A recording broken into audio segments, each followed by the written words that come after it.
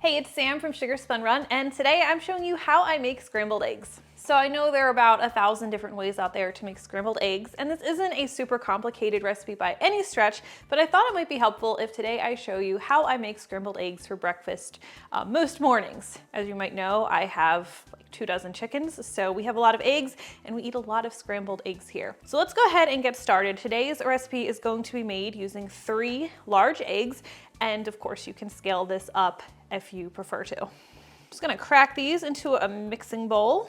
We currently have so many eggs, I don't even know what to do with all of them. I used 8 dozen eggs last week and I still have about 8 dozen sitting in my garage. And I know I'm gonna get a lot of heat for the way I say eggs. I'm sorry, the eggs just doesn't come naturally to me. So eggs they are. If you are just completely baffled when you hear me say egg and you're like, compelled to leave a comment saying, I don't know what she's talking about, then this recipe is just not for you. Sorry, I get a lot of comments on my accent. All right, now the next thing I like to add to my eggs is 1.5 tablespoons of sour cream. I love using sour cream, full fat sour cream, though you could probably use a lower fat as well, because it adds a really nice depth of flavor, but milk or heavy cream would also work really well. Sour cream is going to give you the best amount of flavor, like a nice depth of flavor.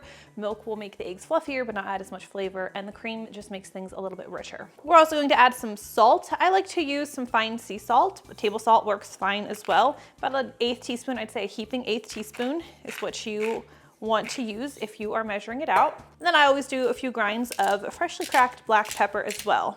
A couple dashes of Tabasco also works really nicely here if you'd like. All right, we're gonna whisk these ingredients together until everything's nicely combined. I wanna get that sour cream really well incorporated, so I whisk vigorously for like 30 seconds.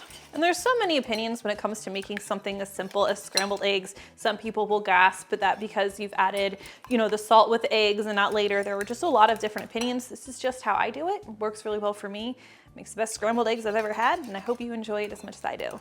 All right, now let's head over to the stovetop where I want to briefly talk to you about equipment. I personally use a stainless steel pan, not a non-stick pan for this recipe. And I recommend choosing one that is not too big for your eggs. You don't want a super large surface area because it can cause the eggs to cook a little too quickly. So if I had doubled this recipe, bigger pan would be fine, but for just 3 eggs, this is the size I really like to use. I think it's like 8 inches. Now, in order to keep the eggs from sticking to a stainless steel pan so that you don't have a big mess on your hands to clean up, we need to make sure this gets sufficiently warmed before we can add our eggs. So I'm going to turn my heat to, I do a notch below medium, and we're going to make sure it is thoroughly warmed before we proceed. Cooking eggs in stainless steel can be a little bit of a learning curve. I found it took me a couple tries to get it just right, but once you nail it, your pan is going to be spotless, completely clean when you're done with your eggs.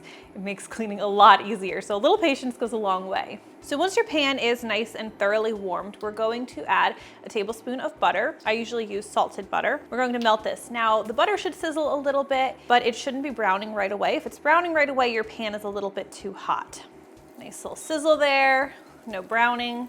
I'll swirl this around so it evenly coats the pan. Sorry, it beeps at me. The butter helps with the sticking too. All right, once that butter is melted, let's go ahead and add our eggs. I'm going to let that sit for just a second, maybe swirl the pan a little bit. When it looks like the edges are starting to cook, then I'll grab my spatula and I'll gently roll it through the eggs. So the more you stir your eggs while they're in the pan, the finer and the smaller the curds will be. So I like larger curds, fluffier eggs, so I try not to overdo this. If I'm ever worried my pan's getting too hot, obviously I can drop the heat, but I will also lift the pan off of the heat. So have a little patience when you're cooking your eggs, and you will be rewarded with a nice, easy to clean pan and fluffy eggs. Now I'm using a rubber spatula because it helps me scrape the sides of the pan, but a tip that I appreciate is if you're worried about your eggs sticking, a metal spatula, use that to scrape the bottom. If you want to add a little bit of grated or shredded cheese, Parmesan and cheddar cheese both work well, and I usually add it right here as well.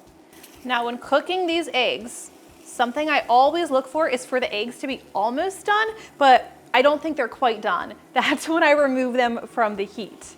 That's because once they look completely done, usually by the time they get to my plate, they're still cooking a little bit and they end up a little overdone. So it's a little counterintuitive. So right here, the eggs still look a little bit wet. This is where I remove them. So we remove these from heat before they look completely ready and onto our waiting plate. And look at that. That pan is not completely clean. Got a little bit around the edges, but honestly, I don't typically bake on that burner, so I'm actually pretty happy with how clean that came out. When I'm cooking on my regular stovetop, there's nothing left behind. All right, and that is just how I personally make my favorite scrambled eggs. Easy recipe. If you try it this way, I would love to know what you think. If you have any questions, let me know. Thank you for watching, and I will see you next time. A little extra pepper, a couple of dried chives. You can dress these up however you'd like. That is good. Add a little cheese to that.